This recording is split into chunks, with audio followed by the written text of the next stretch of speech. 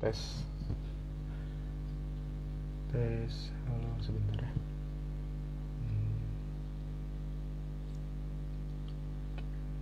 Sebentar.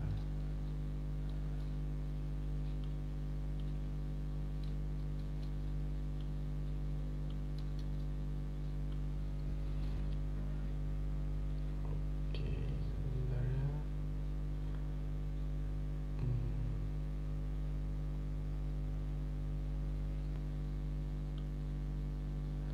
Oke, assalamualaikum warahmatullahi wabarakatuh. Selamat sore, Foodpreneur. Kembali lagi di Foodies on Sharing, program ngobrol-ngobrol santai yang menghadirkan narasumber-narasumber menarik di bidangnya. Didedikasikan untuk kemajuan foodpreneur di seluruh Indonesia. Foodies, the first F&B education platform in Indonesia. Oke, kembali lagi dengan saya, Farhan Satria Zani, yang akan menjadi moderator Foodies on Sharing kali ini. Nah, tema kali ini menarik banget nih foodpreneur, karena kita akan membahas 7 tips copywriting yang menjual.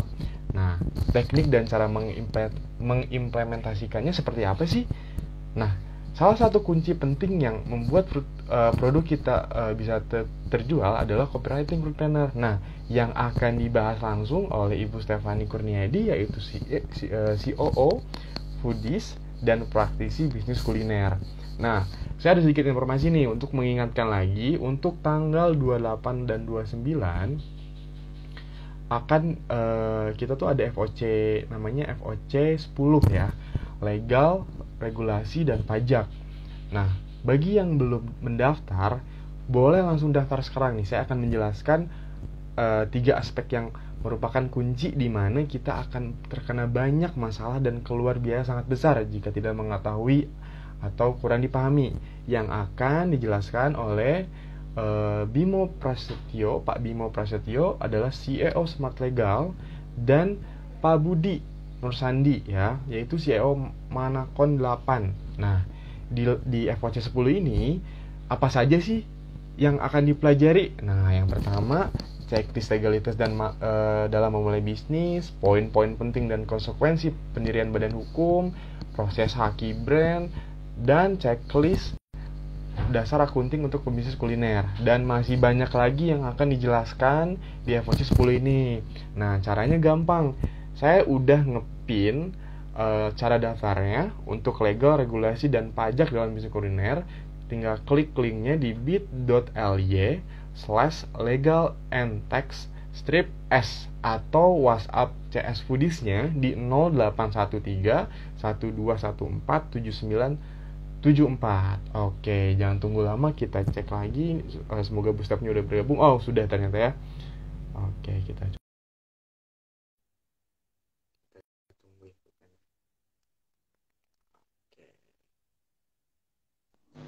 Iya, sudah nyambung. Halo Bu Stefani. Selamat Halo Mas sore. Farhan, sore. Apa kabar nih? Baik, baik, Salam baik. salam Suara dulu nih. Jelas, jelas Bu. Jelas, sangat oke, jelas. oke. Sore semua putra.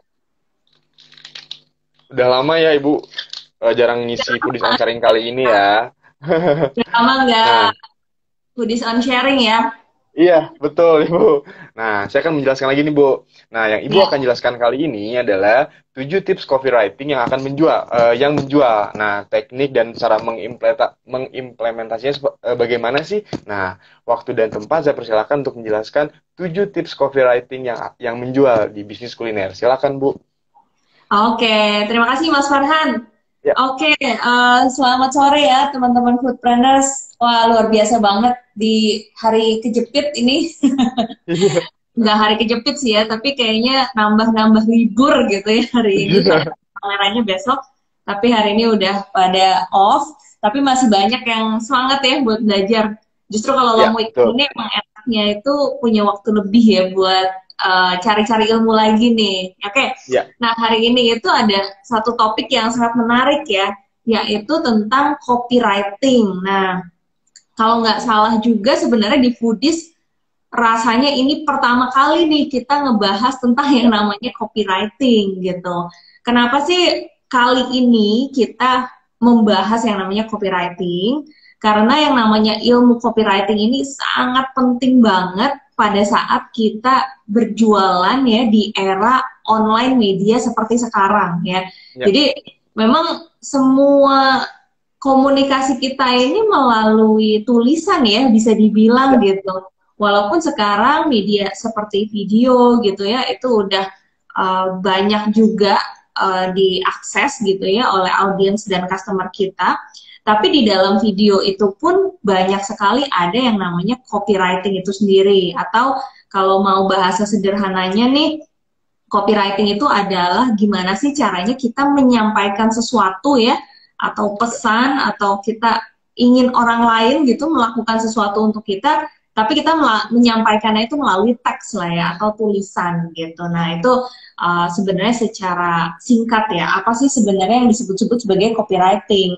Mungkin teman-teman pebisnis di sini yang udah aware gitu ya bahwa ilmu copywriting ini penting, bisa jadi udah lumayan banyak cari-cari ya ilmunya ini, karena di market gitu ya itu juga ilmu tentang copywriting ini banyak gitu ya, dari mulai seminar yang khusus tentang copywriting, kemudian buku ataupun e-book, video dan segala macam, ini banyak banget. Nah tapi kalau teman-teman yang baru gitu ya mendengar, oh ternyata copywriting tuh perlu gitu ya. Nah, sebagai awalan penting banget ya untuk mencatat nih 7 hal yang hari ini akan kita bahas. Sebenarnya copywriting ini gimana sih cara mempraktekannya gitu, dan yang paling penting itu gimana caranya menggunakan ilmu copywriting ini untuk meng-create yang namanya penjualan gitu kan. Karena dari dulu sampai sekarang sebetulnya marketing itu didasari oleh kemampuan kita ini untuk dalam tanda kutip itu mengarahkan ya, mengarahkan persepsi orang gitu. Nah, salah satu cara yang paling kuat untuk mengarahkan persepsi orang itu sebetulnya ada dengan copywriting itu ya. Jadi ilmu ini sangat penting. Walaupun nih teman-teman foodplanners mungkin kan background-nya macam-macam gitu ya. Ada yang memang background-nya itu punya irisan gitu, misalnya dengan aktivitas menulis ya, misalnya memang hobi gitu ya, nulis blog, atau memang di sosial medianya nih kan, foodplanners pasti banyak juga nih yang sosial medianya kadang tuh pas mau posting satu foto tuh captionnya panjang banget ya. Nah itu udah berbakat tuh sebenarnya dalam copywriting gitu ya, either itu nulisnya puisi ataupun curhatan gitu ya, ataupun cerita tentang keluarga, apapun itulah. Tapi di sehari-hari tuh pasti kita latihan juga dengan yang namanya si copywriting ini. Nah makanya hal-hal yang udah kita lakukan sehari-hari ini kita arahin nih lebih mengerucut lagi, kita manfaatkan untuk bisnis kita. Gimana caranya supaya kita bisa create proses selling gitu ya, menjual lebih banyak, menjual lebih bagus, membangun brand lebih baik dengan yang namanya ilmu copywriting. Nah mungkin saya langsung masuk aja ya ke poin pertama nih Mas Farhan, dari 7 poin ya yang akan saya bahas nih hari ini.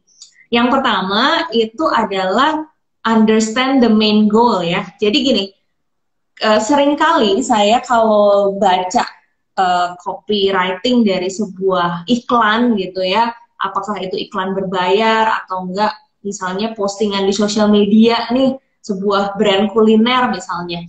Kadang-kadang itu kalau yang nggak bagus ya, biasanya tuh masalah utamanya tuh satu nih di poin yang pertama ini, yaitu yang bikin kata-kata itu sebetulnya nggak terlalu tahu goal utamanya apa sih gitu ya, objektifnya apa gitu, apa sih yang diinginkan pada saat kita memposting tulisan itu di Instagram misalnya. Jadi dari awalnya aja dia masih bingung gitu, sebenarnya ini postingan ini tujuannya apa sih gitu ya.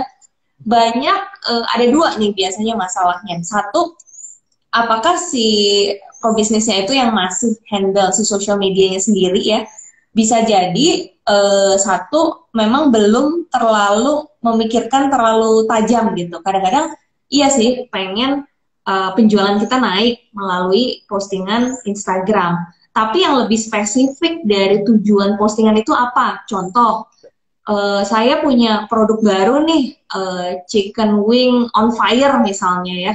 Nah, dari postingan itu saya ingin orang tahu bahwa chicken wing on fire ini pakai cabe yang impor misalnya gitu ya. Nah, itu kan tujuan yang sangat spesifik gitu. Jadi pada saat bikin copywriting pun, oh ya udah, gimana caranya kita bikin headline misalnya ya, kalimat yang utamanya sama kalimat pendukungnya itu untuk memastikan orang yang membaca tahu bahwa kita punya produk baru dan produk barunya ini menggunakan ingredient impor misalnya. Nah, itu kan spesifik banget gitu. Nah, tapi seringkali nih, misalnya foodpreneur sendiri yang masih handle social medianya nggak memikirkan sampai sedetail itu. Akhirnya posting-posting aja gitu ya, sambilan yang ngebaca juga nggak apa namanya, oh ya another chicken wing aja gitu ya, oh ya another tempat yang jual ayam gitu ya. Nah itu yang sangat apa namanya,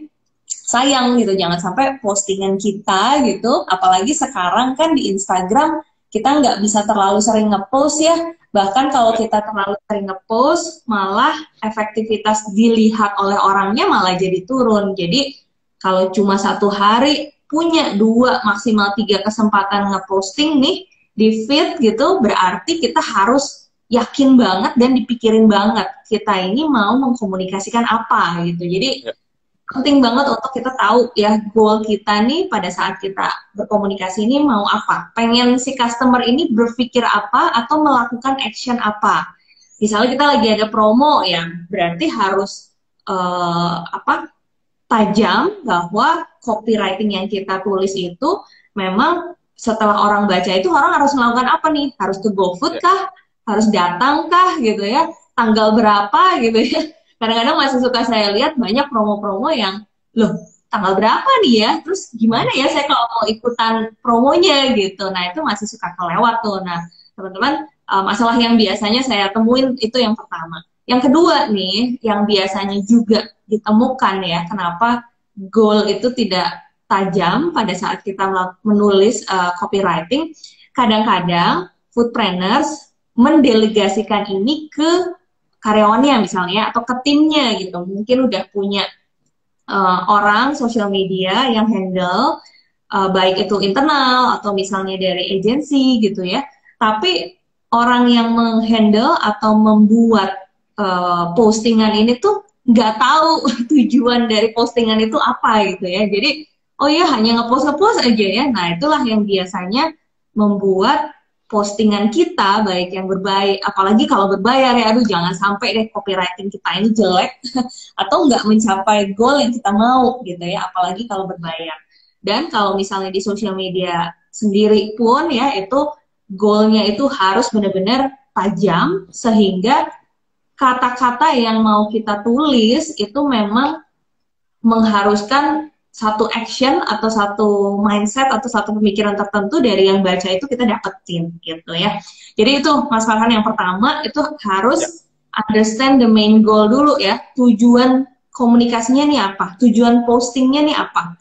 Karena kalau di media online ya, kan biasanya kalau bisnis kuliner itu mungkin yang paling relevan ya saat ini kalau media yang digunakan itu kan satu Instagram ya, kemudian juga mungkin masih juga ada yang ngelola Facebook ya, karena juga masih efektif juga. Kemudian mungkin ada yang ngelola WhatsApp. Nah, WhatsApp ini juga kuncinya kan kata-kata ya.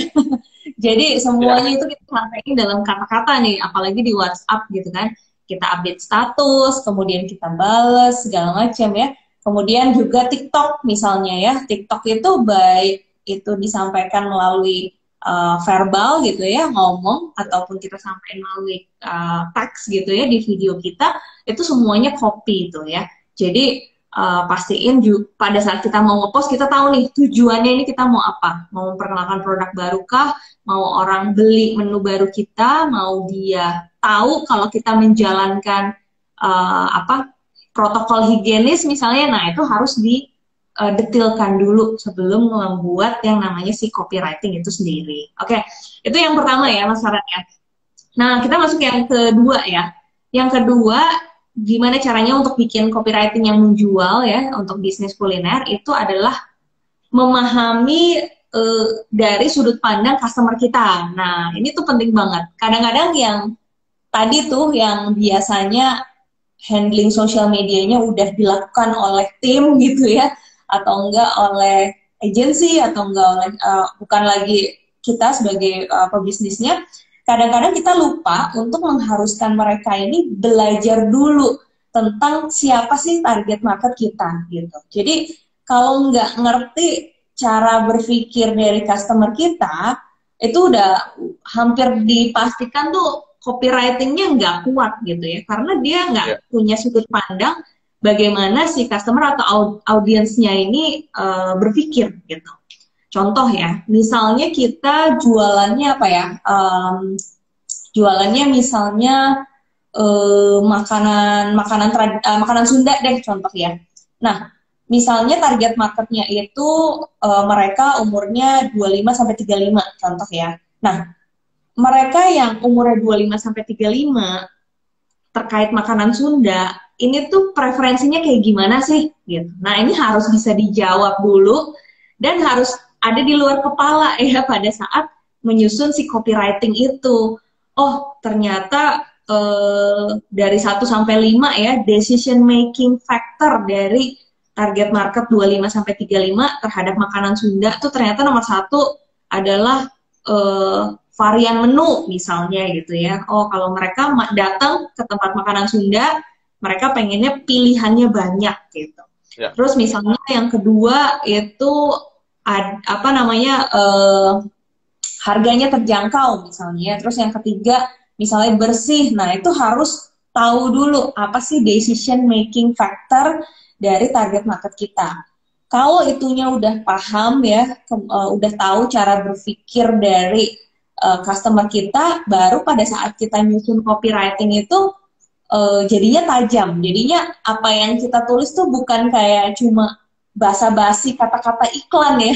Saya paling suka sayang gitu ngelihat kalau misalnya ada satu iklan ya, misalnya iklan Instagram atau apa gitu ya, pas ngelihat kata-katanya tuh, aduh ini standar banget template kata-kata iklan gitu ya. Nggak akan ngedrive action gitu dari target marketnya gitu, karena si customer pun pada saat ngelihat akan oh ya it's just another iklan gitu ya, akhirnya di swipe gitu. Nah, itu jangan sampai hal itu terjadi. Makanya teman-teman foodrunners untuk yang aktivitas social medianya ini dilakukan ya, rasanya di era seperti saat ini aktivitas sosial media itu salah satu yang wajib ya, karena rendah juga kan biayanya. Jadi menjadi ujung tombak sebenarnya bisnis kuliner itu bisa ngebangun market gitu ya, untuk drive sales ya, conversion dan lain-lain. Tapi yang utama nih buat yang menghandle ya, menangani, yang punya tanggung jawab sehari-hari atau kerjaan sehari-harinya nulis copywriting ya untuk social medianya ataupun untuk WhatsApp, kalau sebelumnya belum pernah di PR-in nih untuk pelajari lagi tentang customer, itu harus dilakukan dari sekarang ya. Jadi minta mereka untuk ngadain survei atau observasi ya, atau kita sebagai foundernya nih misalnya mentraining mereka itu secara khusus ya 2-3 jam untuk nyeritain secara spesifik target market kita ini siapa ya, karakteristiknya seperti apa, kasih contoh real. Jadi misalnya nih nama customer kita nih misalnya Ibu Endah gitu ya. Ibu Endah nih pelanggan di kita. Nah, dia itu guru di salah satu SMA misalnya di kota ini misalnya. Nah, apa sih preferensi pembelian dia yang biasanya dia tanyain gitu ya.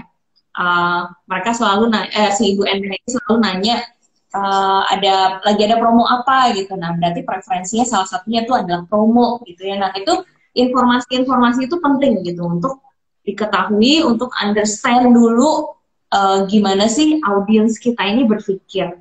Nah, ini berhubungan ya dengan tips saya yang ketiga ya. Jadi tips copywriting yang ketiga ini itu adalah selling itu sama dengan no more objections ya. Artinya apa? Kenapa sih masih ada customer atau target market yang belum beli produk kita? Itu berarti masih ada yang namanya keberatan ya. Mungkin teman-teman kalau ada yang udah pernah baca-baca buku ya tentang teori selling ya, teori copywriting, itu pasti tidak asing dengan istilah objections atau keberatan. Jadi apa sih fungsi dari copy atau tulisan yang tiap hari kita posting ya di sosial media, di WhatsApp segala macam, itu sebetulnya adalah untuk menjawab semua keberatannya customer terhadap melakukan pembelian produk kita gitu. Misal nih tadi ya makanan Sunda misalnya, di sana takutnya nggak banyak pilihan gitu ya. Nah itu keberatan pertama kan. Oke, kita jawab nih dengan copywriting ya, bahwa kasih gambar-gambar bahwa di situ banyak banget pilihannya ya, sampai ada 10 macam pilihan sayuran misalnya ya, terus ditulis ya 10 pilihan sayuran gitu ya, langsung didadak misalnya. Habis itu apalagi keberatannya gitu. Keberatannya takut harganya mahal soalnya kayak tempatnya bagus gitu ya, orang takut datang. Itu kan objection lagi ya. Oke, dijawab lagi nih dengan copy lagi kan. Mulai dari 15.000 misalnya. Itu kan ditulis kan. Tapi mulai dari 15.000 itu kita tulis itu dengan alasan yang kuat bahwa kita memahami customer tadi ya, di poin yang kedua, bahwa kita understand bagaimana cara customer berpikir, dan kita jawab tuh objection-objectionnya melalui copywriting yang kita sampaikan gitu ya. Nah, terkait yang tips ketiga ini ya, no more objection ini, itu saya pengen cerita dari dua hal ya. Satu itu dari yang namanya copywriting itu satu arah. Jadi kalau misalnya kita dari postingan sosial media gitu ya, Instagram, Facebook ya, ataupun TikTok, kemudian juga di WhatsApp status misalnya ya, itu kan satu arah. Nah, kita bisa mengulang-ulang terus ya copywriting dari handling objection itu. Jadi kalau di awal nih kita udah ngelis gitu ya, misalnya 5 decision making factor dari target market kita. Nah, itu dirancang tuh di dalam social media content planning kita ya. Oke, dalam seminggu itu kita harus selalu mengkomunikasikan 4 message penting gitu ya. Misalnya 4 message penting ini untuk menghandling objection tadi. Berarti target market kita ini paling krusial tuh terkait misalnya halal. Oke, kita seminggu sekali tuh harus punya konten tentang itu. Kemudian bersih misalnya, seminggu sekali kita harus punya konten tentang itu. Atau target marketnya misalnya nih Gen Z gitu ya, mereka itu datang ke satu coffee shop kalau coffee shop itu menciptakan social statement buat mereka gitu ya. Social statementnya misalnya diafirmasi gitu ya, di-approve oleh influencer ya yang datang ke coffee shop itu misalnya. Nah, seminggu sekali itu ya kita posting tentang si influencer yang kekinian datang ke coffee shop kita, kasih testimonial segala macam. Jadi memang si objection itu kita terus counter lah, kita yakini terus lah istilahnya si customer kita ini dengan si copywriting yang kita post secara rutin gitu. Akhirnya karena kita kalau misalnya mau merubah persepsi itu nggak bisa satu kali ya. Jadi banyak banget foodplanners yang suka bilang, kita udah posting nih, tapi kayaknya brandnya belum kebangun deh gitu. Biasanya saya tanya gitu ya, sejauh mana konsistensinya gitu ya, sejauh mana intensitasnya. Karena pada saat kita mau mendrive satu persepsi tertentu, itu bukan pekerjaan satu hari, satu minggu, atau satu bulan gitu ya, tapi berbulan-bulan intens gitu ya, apalagi bertahun-tahun intens. Nah, itulah yang akan membentuk satu persepsi yang kuat, atau sering kita sebut yang namanya dengan positioning ya.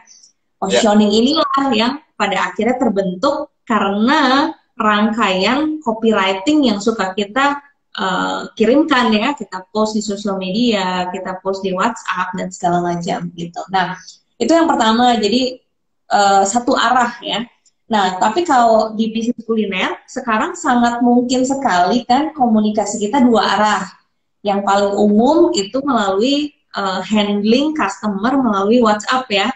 Jadi, handling customer melalui WhatsApp ini sangat efektif ya untuk mengkonversi gitu. Karena kalau ada customer yang udah sampai ngechat kita, itu bahasanya tuh namanya low hanging fruit ya.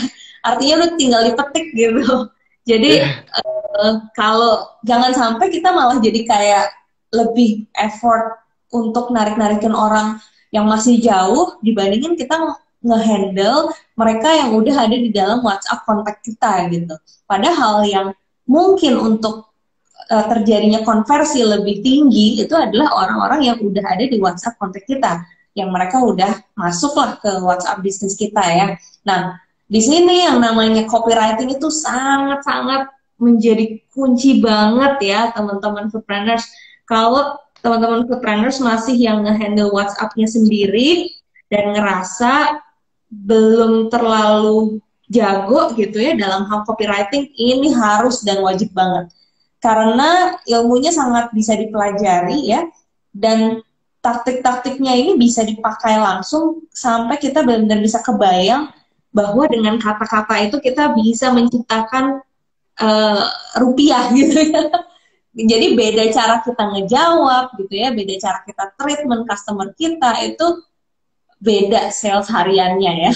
Bisa literally dibilang seperti itu. Nah, makanya yang namanya ilmu dua arah ini juga sama, prinsipnya adalah apapun yang kita lakukan pada saat kita chatting dengan customer, itu kita fokusnya adalah handling objections ya. Jadi kita harus observe gitu ya, misalnya ada chat masuk nih ke kita, cara kalimat mereka masuk pertama ke kita aja, kita udah bisa ngebayangin sebenarnya posisinya dia ini di mana gitu. Misalnya kalimatnya adalah dia nge-screen capture gitu ya postingan kita di Instagram, kemudian nanya saya mau ini Min gitu misalnya ya. Nah, posisi itu kan berarti kayak udah di ujung banget gitu ya. Udah di ujung banget gitu, dia tinggal beli karena dia udah bilang saya mau gitu kan. Oh, berarti secara awareness dia udah dapet, secara why dia harus beli dia juga udah dapet. Nah, jangan sampai tuh malah kita puterin dia lagi. Oh ya Kak, udah tahu belum tentang brand kita gini-gini ya, jadi panjang lagi kan nanti kan. Padahal dia udah mau setor uang lah istilahnya gitu ya. Nah, kalau misalnya posisinya mereka udah ada kata mau misalnya, nah kita bisa langsung tuh, oke, bisa infoin alamat pengirimannya Kak, gitu misalnya, langsung tuh. Jadi kita arahin mereka semudah mungkin supaya bisa langsung transaksi. Tapi beda lagi nih, misalnya kalimat pertama pada saat mereka datangnya, mereka bilang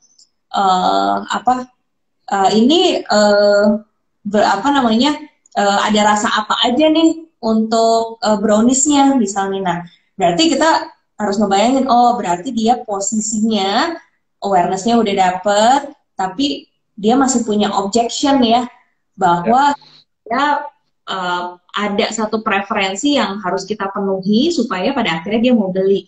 Berarti kan kita tahu nih kalau customer kita dari pengalaman ya, kalau kita punya banyak varian, kemudian jawabnya juga setelah memberi banyak varian itu kita langsung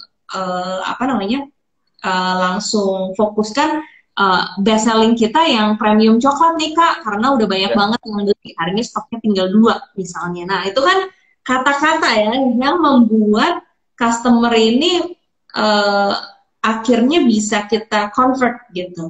Tapi kata-kata ini tidak bisa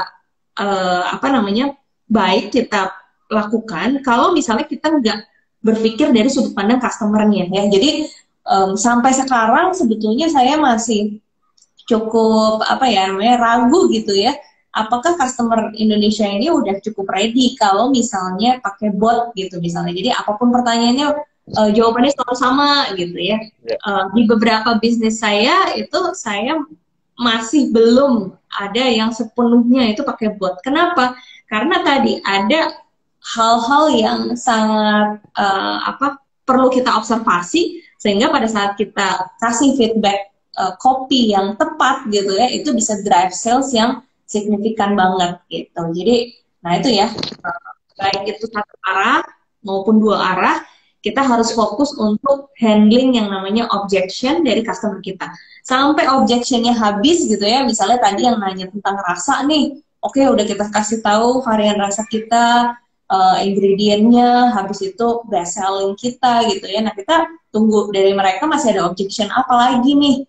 Apakah objectionnya harga gitu ya, apakah objectionnya kebersihan, bahkan kadang-kadang kita bisa apa namanya, kasih informasi ya, setelah menjawab pertanyaan mereka kasih informasi tambahan supaya mereka juga, oh iya ternyata keberatan saya yang bagian ini juga udah terjawab tanpa dia harus bertanya misalnya. Saking kita tahu bagaimana cara customer kita ini berpikir gitu. Kalau teman-teman foodpreneur sudah nge-handle ya, makanya kalau tips saya kalau teman-teman baru mulai nih bisnisnya, itu channel-channel yang berhubungan dengan customer itu dihandle dulu sendiri. Baru begitu kita tahu polanya gitu ya, bagaimana cara kita menjual ya, kita harus bisa berhasil menjual sendiri dulu, baru kita minta orang lain melakukannya gitu. Kalau enggak, apalagi orang lain gitu ya, mungkin yang tingkat kepeduliannya tidak terlalu tinggi, mereka mungkin observasinya tidak terlalu mendalam.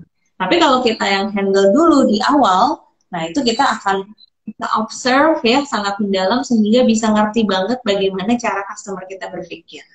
Oke, itu yang ketiga Mas Farhan ya. Jadi selling itu dalam hal copywriting itu adalah kita handling yang namanya objections ya melalui kata-kata, baik itu di postingan sosial media ataupun di WhatsApp.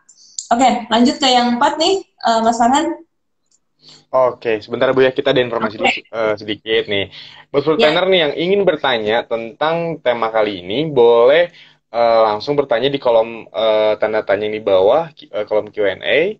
Nanti bakal akan dijawab oleh Bu Stefani. Nah, sedikit informasi lagi nih, mengingatkan lagi nih, saya udah ngepin untuk FOC 10 nih Bu.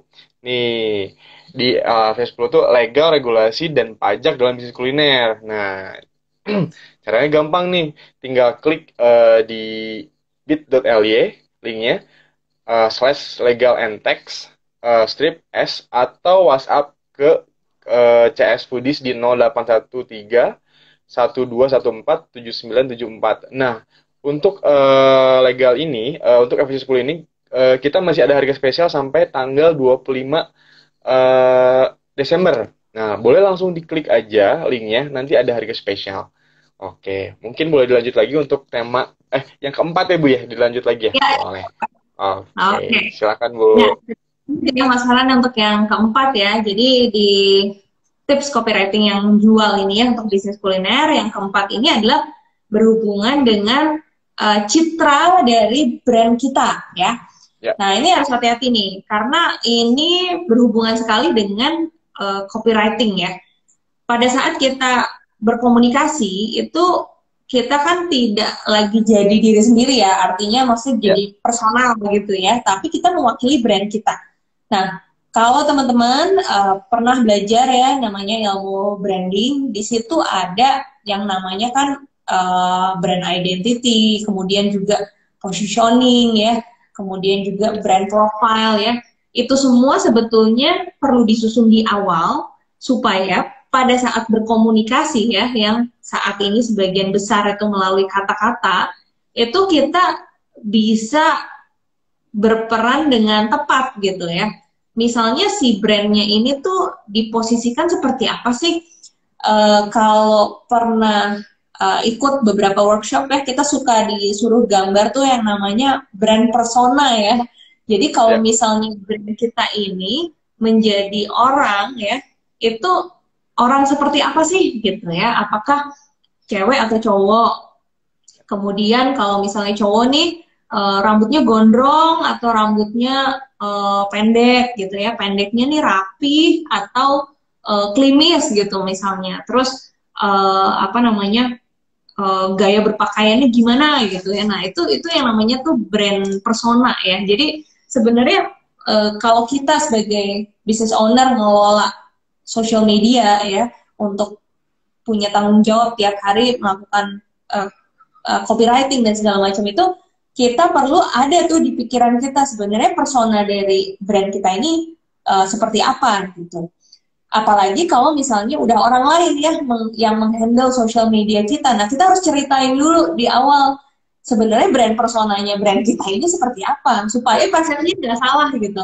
Jadi kita sebagai pemilik brand pengennya misalnya karena kita produknya makanan sehat gitu misalnya ya, ini adalah apa namanya makanan sehat tapi tetap maskulin gitu misalnya. Jadi kalau personanya tuh misalnya dia laki-laki, tapi dia sangat memperhatikan tentang kesehatan, penampilan segala macam ya, cara berpikirnya kayak gini, cara bicaranya kayak gini segala macam. Tapi ternyata pas social media dihandle oleh orang lain gitu ya, dia nggak tahu bahwa personanya seperti itu gitu. Akhirnya dia mewakili brandnya dengan pendekatan yang berbeda gitu misalnya ya. Nah itu yang bisa membuat brand kita ini karakter atau positioning ini jadinya nggak kebentuk gitu ya. Jadi ini harus hati-hati karena pada saat masuk ke copywriting nanti akan menggunakan dengan pendekatan dan bahasa yang berbeda nih ya. Contoh ya, misalnya apakah bahasa yang disampaikan ini tuh kata-katanya ini santai ya, bahasa sehari-hari, boleh pakai kata-kata yang uh, penulisannya tidak baku gitu ya, atau memang resmi gitu ya. Nah ini beda ya. Di bisnis kuliner tentunya bisa macam-macam, tergantung dari konsep brand kita, tergantung dari target market kita, tergantung dari citra ya atau positioning yang kita pengen bangun seperti apa. Nah ini harus ditentuin dulu nih di awal. Dan kalau misalnya ada orang lain yang nge-handle social media kita, berarti kita harus training mereka ya. Kita harus kasih tahu nih apa namanya brand image atau positioningnya ini seperti apa. Nah, karena ini berhubungan dengan kata-kata, apalagi kalau yang namanya handling WhatsApp ya. Nah, ini hati-hati banget yang sampai karena yang handling WhatsApp-nya beda-beda gitu ya, akhirnya jadi yang apa namanya customer-nya sama tapi yang handlingnya beda-beda, loh kok ini kayaknya jadi beda orang gitu ya. Nah, ini sebetulnya nggak boleh ya, tapi karena si WhatsApp ini mewakili satu brand tertentu, makanya harus yang namanya citra dari brand kita ini, who are you gitu ya, dari si brand ini tuh harus ditentuin dulu. Karena ini yang akan mempengaruhi nanti copywriting yang akan kita sampaikan gitu ya ke customer ini akan seperti apa ya. Bagaimana dia ngomong gitu ya, sama bagaimana dia merespon. Karena di WhatsApp itu kan akan terasa banget ya, ini responnya nih jenaka gitu ya, atau misalnya serius gitu, atau nggak bisa diajak bercanda, ditawar marah misalnya gitu ya. Nah itu harus ditentuin ya, sebagai kita sebagai pemilik brand itu harus kita tentuin supaya copywriting yang diproduksi pun itu bisa seragam. Nah ini berhubungan dengan tips yang kelima ya dalam hal copywriting ini, yaitu gunakan bahasa yang sesuai ya. Jadi kalau yang keempat tadi, citra dari brand kita udah kita bentuk ya, brand personanya udah kita tulis gitu ya, udah kita buat, baru nih kita turunin lagi ke, oh berarti konsep dari kata-kata yang akan kita pakai ini seperti apa. Misalnya tetap santai gitu ya, tapi sopan, tapi misalnya, bahkan kalau di bisnis saya sendiri, saya nge-brief ya dari tim yang menangani social media itu, kita sampai brief nih posisi dari brand kita sama customer kita ini di mana gitu. Apakah brand kita ini boleh di bawahnya customer ya, artinya semua keinginan customer ini dipenuhi, atau brand kita ini sebenarnya sejajar dengan customer karena kita memberikan solusi gitu. Jadi belum tentu semua keinginan customer itu harus kita penuhi ya, tapi kita ini datang dengan solusi yang smart misalnya gitu ya. Nah itu kan konsep-konsep seperti itu memang harus diceritain ya, dan dijadikan menjadi SOP sebetulnya, sehingga siapapun nanti yang menangani copywriting dari brand kita itu semuanya udah terstandarisasi lah, udah punya pemikiran yang sama dan konsep yang sama gitu. Jadi seringkali miss-nya di sini Mas Farhan dan teman-teman foodpreneurs ya. Jadi bisnis owner-nya pengennya apa gitu ya, tapi yang eksekusinya beda lagi gitu. Jadi akhirnya ada gap. Nah, di tips yang kelima ini yang terkait dengan bahasa, itu juga ada yang perlu hati-hati nih, yaitu terkait biasanya kita ini ngerekrut orang untuk ngehandle social media kita, itu karakternya itu dari awal udah harus kita cocokin ya. Jadi di awal kita bisa minta mereka untuk tes dulu ya, bagaimana sih mereka menulis. Ada yang kalau udah terbiasanya nulisnya baku gitu ya, ya udah itu cenderung akan lebih susah ya kalau misalnya kita minta mereka untuk nulisnya santai misalnya. atau mereka kebiasaan gitu ya, di tempat kerja yang sebelumnya manggilnya misalnya Om gitu ya. Nah, itu kan ada tuh forum-forum yang Om ya, Om apa-apa Om gitu kan. Wah susah nih soalnya banyak kan kita kan customer-nya ibu masih dipanggilnya Om Iya. gitu. Nah itu kita bisa melakukan rekrutmen gitu ya, dan kita melakukan screening supaya karakter dari orang yang kita minta untuk handling social media kita itu juga sesuai dengan persona brand kita, kemudian bahasa yang kita biasa gunakan gitu. Nah, paling penting ya pada saat kita punya aktivitas copywriting itu tetap kita harus punya yang namanya SOP ya. Paling standar nih penyebutan customer kita apa ya buat teman-teman entrepreneurs yang belum nentuin. Jangan-jangan pas dilihat-lihat lagi di sosmed, iya ya kadang manggil Kak, kadang manggil Bro, kadang manggil Om gitu ya. Nah itu nggak boleh, harus distandarisasiin ya supaya si brandnya ini persepsinya kuat gitu, dan apa namanya orang juga mengenalinya jauh lebih mudah kalau kita konsisten ya. Jadi SOP ya dari mulai panggilan, kemudian ada yang namanya FAQ ya, frequently asked question. Nah, buat teman-teman foodrunners yang pengen ngemudahin copywriting ya pada saat di social media ataupun di WhatsApp, coba bikin yang namanya frequently asked question ya. Dalam sebulan itu FAQ tuh udah pasti kekumpul lah. Pertanyaan-pertanyaan customer yang sering muncul ya, kita masukin ke FAQ, habis itu kita buatin standar jawabannya ya, supaya copywritingnya itu memang tajam gitu ya, dia ngejawabnya apa, kita ngarahinnya kemana gitu, supaya konversi ke sellingnya pun juga akan efektif ya. Oke, itu yang kelima ya, tadi kita udah sampai ke yang 5, ada 2 terakhir ya, terkait 7 copywriting yang menjual.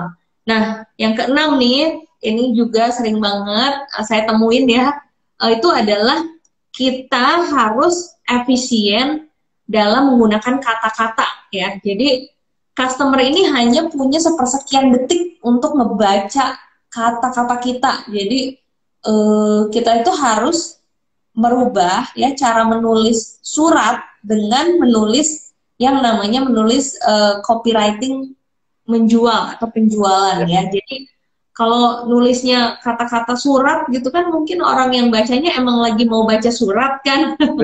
Tapi kalau misalnya iklan gitu ya, atau enggak kita lagi mau berpromosi, atau misalnya kita lagi nanganin customer, kan customer nggak punya banyak waktu gitu, emang kita siapa gitu, mereka bisa stay sama kita lama gitu kan, mereka pengennya proses yang efisien, mereka dapetin solusi yang cepet gitu ya. Nah, kata-kata itu harus efisien. Contoh ya, kita tuh sering tanpa sadar menulis copywriting, tapi banyak kata-kata yang sebenarnya kalau dihilangin itu nggak ada pengaruhnya ya. Contoh misalnya kita lagi ngedesain Instagram feed gitu ya, kita mau bagi-bagi 1000 porsi gratis, terus kata-kata yang kita tulis gini, siang pecinta makanan se-Indonesia, kita lagi mau bagi-bagi 1000 piring gratis. Nah, itu adalah contoh kalimat yang akan di swipe ya, karena dia hanya akan berhenti sampai ke 3 kata pertama palingnya, siang pecinta kuliner, ada Indonesianya lagi ya. Padahal kalau kata-kata itu dihilangin tuh sebenarnya nggak ada pengaruhnya gitu ya. Beda kalau misalnya langsung gratis tanda seru 1000 piring ikan dori hot plate misalnya gitu ya. Ya udah langsung gratis, ya udah tuh orang yang mau gratis tuh langsung stop gitu ya, gratis 1000 ikan dori. Bahkan kadang-kadang yang namanya kata-kata itu pokoknya paling gampang ngeceknya gitu, kalau katanya itu kita hilangin ada pengaruhnya atau enggak gitu ya. Jadi coret-coretin tuh banyak kata-kata, tinggalin sampai kata-kata yang penting-penting aja. Dan di dalam copywriting itu pokoknya customer itu hanya punya 1-2 detik ya untuk membaca copywriting kita, sehingga kata yang paling depan dan paling besar ya kalau misalnya ada di sebuah desain itu sangat penting banget. Itu harus punya stopping power ya kalau sering dengar istilahnya. Jadi latihan ya foodrunners untuk mulai memikirkan dulu apa yang mau kita posting ya. Jadi banyak juga sih yang karena merasa aduh saya kayaknya udah nggak terlalu bisa deh gitu ya, akhirnya posting-posting aja gitu ya. Sayang. Kalau Iya. karena namanya komunikasi ini itu adalah kunci banget kita bisa drive sales ya. Mau kita sekedar di tahap awal ya ngebangun awareness, ngebangun asosiasi sehingga why orang pada saat mau beli brand kita itu kuat ya, sampai nanti melakukan repetisi ya, karena customer yang udah pernah beli juga tetap harus kita komunikasikan terus dengan copywriting yang efektif, efisien ya, supaya mereka mau beli produk kita ya, beli berulang, beli lebih banyak. Intinya ilmu copywriting itu ilmu yang sangat mahal ya, artinya bukan Ya. mahal untuk didapatkan, tapi mahal karena begitu kita nguasain itu mungkin apa namanya cash register kita terus ya cring cring cring gitu ya. Jadi ini ilmu yang sangat penting sekali. Oke, Ya. ke yang terakhir ya Mas Farhan, yang mungkin Ya. Betul. saya terakhir kalau misalnya ada pertanyaan dari foodpreneurs mungkin kita bisa bahas beberapa ya. Nah, yang ketujuh nih itu adalah harus banyak latihan ya. Latihan yang menurut saya perlu difokusin adalah latihan membuat headline ya. Headline ini adalah kata-kata utama ya, kalimat utama yang maksimal itu cuma 4 sampai 5 kata aja ya. Dan menarik perhatian kurang dari 2 detik gitu ya. Jadi harus latihan. Nanti di minggu depan ya, minggu depan nanti teman-teman foodplanners bisa cek ya di blognya Foodies. Nanti saya akan nulis di sana, itu ada 7 tipe headline tuh yang bisa dipakai dan bisa langsung diikutin. Bahwa yang namanya headline itu tuh ternyata ada polanya. Nanti kita latihannya dengan cara mengikuti pola itu, gitu ya. Itu menarik sekali, tapi memang harus latihan karena kalau misalnya kita udah terlatih, lama-lama setiap kali mau nulis tuh udah ada polanya aja di kepala kita. Ya. Gitu. Oh ternyata headline yang menarik tuh kayak gini-gini-gini. Yang tadi saya bilang ya, misalnya salah satu tipsnya tuh di depannya itu pakai kata yang stopping power gitu ya, misalnya gratis ya, atau enggak sekarang, atau enggak terbatas gitu ya, hanya sampai jam 23.59 misalnya, kayak gitu-gitulah. Jadi kita perlu untuk melatih membuat yang namanya headline. Paling basic ya, semoga setelah nonton live IG ini teman-teman foodplanners tahu kalau ternyata copywriting di social media kita ini perlu yang namanya headline gitu ya. Kadang-kadang banyak yang bahkan nggak bikin headline, jadi langsung ke kalimat karangan bebas gitu. Jadi kalau misalnya kalimatnya tuh udah banyak gitu ya, kata-katanya udah banyak, itu hampir bisa dipastikan tuh nggak ada yang baca sih di social media. Jadi jangan kita berharap ada konversi ya, bahkan orang yang baca aja nggak ada gitu. Tapi kalau kita kata-katanya cuma sedikit, cuma 4 kata, 5 kata gitu ya, terus stopping powernya tinggi, habis itu didukung dengan gambar juga yang langsung mengkomunikasikan apa yang kita maksud, call to action ya, drive action. Nah itulah yang bisa dibilang bahwa yang namanya copywriting itu bisa benar-benar menjual gitu.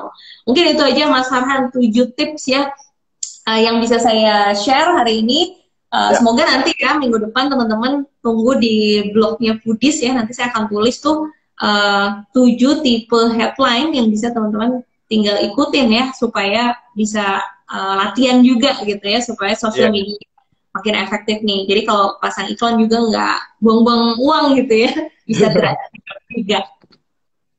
Oke, terima kasih Bu Steph. Nah, saya akan ini lagi ngerangkum lagi dari 7 tips itu yang baru gabung. Nah, untuk yang pertama ini tujuan komunikasinya apa? Understand the main goal ya. Yang kedua, kita ada memahami sudut pandang customer kita. Dan yang ketiga, ada selling sama dengan nomor objection, sorry, yaitu keberatan membeli produk dengan kata-kata gitu kan. Jadi orang tuh keberatan gitu ya untuk membeli suatu produk di kita. Nah, untuk yang keempat, citra brand. Yang kelima, ada gunakan bahasa yang sesuai. Nah, yang keenam, ada efisien dalam menggunakan di kata-kata customer yang hanya punya spesifik, efisien dalam menggunakan kata-kata dalam customer gitu. Maksudnya gimana sih Bu? Maksudnya kayak efisien dalam menggunakan di kata-kata ya. Ya, jadi Nah, tidak perlu kalau misalnya ada kata-kata yang kira-kira dihilangin tuh nggak ada manfaatnya, ya, itu hilangin aja. Jadi semakin sedikit oke. kata-katanya itu semakin mudah ya customer untuk Ya, baca. mudah dipahami mungkin ya Bu ya, sama mudah dibaca juga. Nah, yang terakhir nih ada eh, harus banyak latihan membuat headline. Nah, ini juga Bu Steph juga nanti akan ngebuat nanti minggu depan ya Bu ya. Ada 7 tips membuat headline. Nah, untuk food planner yang ingin bertanya, boleh nih. Ternyata kita ada banyak Bu pertanyaan Bu ya. Di sini ada Oke. 4 pertanyaan. Oke, kita buka dulu komennya sebentar Bu. Dari saya kepotong Bu, ini boleh dibacain aja Bu. Maaf. Media paling efektif untuk market di daerah bagi bisnis kuliner ya. Yang mana Ya, dan bagaimana? Oke, pertanyaan dari Gianto ya, Mas Gianto. ya, Media yang paling efektif untuk market di daerah. Oke, nah sebenarnya oke banget ya pertanyaannya Mas Gianto. Jadi kita pada saat berkomunikasi itu harus memastikan media yang kita pakai itu hanya yang memang dipakai oleh customer kita ya. Jadi nggak perlu kita pakai media yang ngetrend gitu, tapi ternyata customer kita nggak pakai. Nah, untuk ya. ngejawab sebetulnya tergantung daerahnya ya. Jadi saya nggak tahu nih yang dimaksud dengan daerah itu daerah mana. Tapi kalau yang dimaksud dengan daerah tuh artinya bukan di kota besar ya, itu juga harus dilihat. Karena saat ini walaupun di Indonesia itu bukan kota besar, tapi penggunaan dari sosial medianya itu tinggi ya. Jadi kalau misalnya kita lihat TikTok aja deh ya, kita lihat kayaknya banyakan penggunanya itu mungkin kayaknya bukan dari kota besar ya kalau dilihat dari Iya. mereka bikin TikTok tuh di sawah ya, like literally di sawah gitu. Habis itu macam-macam banget sih ya dari daerah, benar-benar dari daerah bukan dari kota besar. Jadi menurut saya kalau sekarang mungkin lebih enak kita bagi-baginya tuh dari usia ya. Kalau misalnya mereka yang usianya di Gen Z ya, Gen Z tuh kayaknya 22 tahun ke bawah, di Ya. atas sekitar 12 tahunan sampai 22 tahun. Nah, itu di sosial media mah udah nggak perlu kita ragukan lah, karena mereka udah Ya. happy banget ya. Kecuali daerah di pelosoknya itu yang memang nggak ada internet ya, itu kita mungkin harus lihat lagi mereka sehari-hari lihat berita dari mana gitu ya. Kemudian juga dari sisi usia itu yang paling mudah sekarang. Terus kalau misalnya kita lihat uh, umurnya misalnya di atas 35 gitu ya, atau nggak di atas 45, itu yang paling heavy kalau sosial media itu kan Facebook sama WhatsApp ya. Jadi mungkin di TikTok nggak terlalu heavy ya, mungkin di Instagram juga enggak, tapi di Facebook sama di WhatsApp. Terus Ya. juga sekarang juga yang cukup banyak dilakukan ya pendekatannya itu sebetulnya dari interest ya. Jadi bukan lagi dari dia daerah mana, kemudian dia umur berapa, tapi dari interest. Di Instagram ya kita bisa betul-betul mengikuti ya orang-orang yang punya ketertarikan tertentu. Misalnya mereka sukanya food, mereka kita bisa ikuti ya, terus kita iklanin, terusnya itu bisa. Ya. Gitu. Nah, makanya tergantung juga dengan model bisnis ya tadi, Mas. Kalau misalnya model bisnisnya memang bisa dijual ke seluruh Indonesia gitu, misalnya kita ada di toko online, kita bisa melakukan pendekatan yang tadi saya ceritain. Tapi kalau misalnya kita localize ya, saya sarankan masih di media-media yang signifikan ya. Artinya kalau di bisnis yang saya jalanin, contohnya kalau saya buka di lokasi baru, saya mau cover radius 3 kilometer dari lokasi saya, itu saya masih combine antara yang online dan yang offline ya.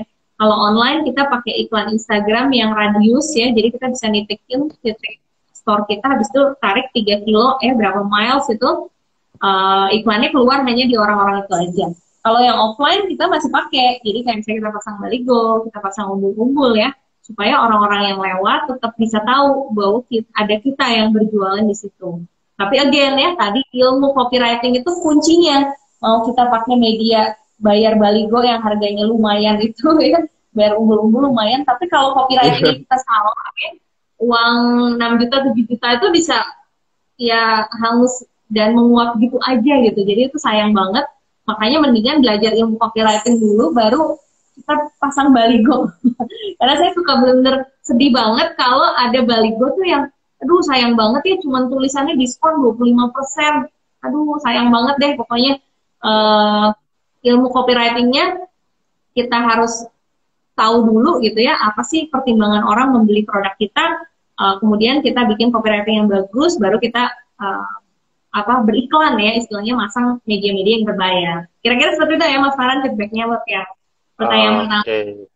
Mungkin dari Mas Kito sudah terjawab ya pertanyaannya dijawab langsung oleh Bu Steph ya. Nah, next question ada di Joshua Hendy. Saya tuh kayaknya nggak bisa ngelihat pertanyaannya deh Bu, ini jadi boleh dibaca dulu aku. Oke. Ini dari Mas Joshua ya. Mau tanya untuk brand persona, apakah sama dengan persona target market kita ya? Oke. Nah, jawabannya itu tidak selalu sama ya. Contohnya tadi yang saya bilang, misalnya kita makanan sehat. Personanya target market kita itu kan mungkin campur ya antara cewek, cowok ya, mungkin usianya di 22 sampai 40, mereka suka lifestyle sehat ya. Itu target market kita.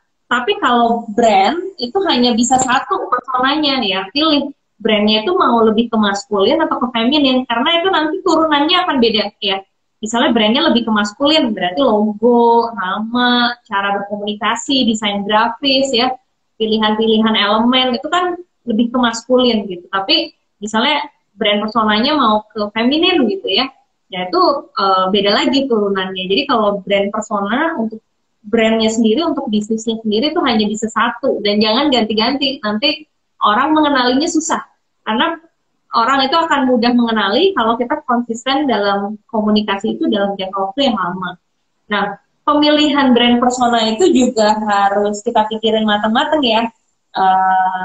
Apakah, dan kita bisa benchmark sih, paling enak sebenarnya benchmark dari industri atau pemain yang udah ada dan jadi market leader ya, baik itu di negara yang sama atau di negara yang lain. Kalau kita pengen nih persepsinya kayak gini nih gitu ya, itu karena kalau kita ambilnya dari benchmark, udah divalidasi sama mereka. Oh ternyata kalau brand untuk industri makanan sehat tuh personanya kayak gini tuh mereka dapat gitu ya, mereka bisa enter the market gitu. Nah itu paling gampang sebetulnya kita cari benchmarknya. Tapi jawabannya tadi adalah beda ya antara personanya target market sama personanya brand kita. Mungkin bisa beririsan. Oke, mungkin sudah terjawab ya dari Mas Joshua ya. Bu, karena kita keterbatasan waktu ya, karena udah mau jam 5, jadi untuk pertanyaan selanjutnya mungkin akan dijawab di lain waktu, atau nanti boleh join aja langsung ke Telegramnya Foodies. Nah, itu ada link untuk tanya jawab. Nah, jadi buat food planner yang ingin menanyakan segala hal tentang bisnis kuliner, boleh langsung join di community channel Telegramnya Foodies di t.me/foodies_id. Nah, di situ food planner boleh bertanya tentang bisnis kuliner. Nah, jangan lupa juga untuk subscribe YouTube channelnya Foodies di Foodies Channel. Nah, sebelum kita beres Bu, kita biasanya foto dulu nih. Udah lama kita nggak foto ya Bu. Oke, kita foto ya Bu ya. Satu. Nah, buat food planner yang mau di repost, boleh nanti screenshot, tag Foodies dan tagnya Ibu Stefani. Nanti bakal di repost sama Bu Stef dan Foodies. Oke, 1, 2. Sekali lagi Bu ya. 1, 2. Oke, mungkin pertanyaan terakhir nih Bu ya. Pertanyaan terakhir dari saya. Tips and triknya nih buat food planner sebelum Foodies Answering kali ini beres gitu. Tipsnya apa sih Bu?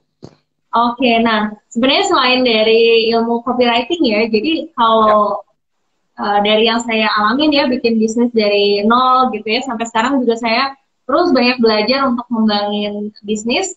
Itu sebetulnya jangan berhenti untuk ngulik ya. Jadi kayak misalnya teman-teman denger nih tentang live IG hari ini dan dengar sesuatu yang baru, oh ternyata kok iya ya, selama ini copywriting nggak pernah diperhatiin gitu ya. Nah itu ngulik untuk mencari tahu dan belajar dari banyak referensi. Jadi biasanya saya juga kalau ada sesuatu yang baru saya dengar, kemudian saya merasa hal itu penting, biasanya saya baca-baca lagi tuh, cari-cari buku tentang itu, cari pelatihan, kemudian nonton-nonton video di YouTube gitu ya, karena biasanya kita baru memahami secara keseluruhan tuh kalau kita dapat exposure-nya banyak dan kita belajar itu berulang-ulang, baru akhirnya kita bisa connecting the dots gitu ya, oh ini Ya. maksudnya ini gitu ya, cara praktekinnya kayak gini, dan setelah dipraktekin pun kita akan lebih keidean ya bagaimana cara untuk melakukan improvement terus menerus.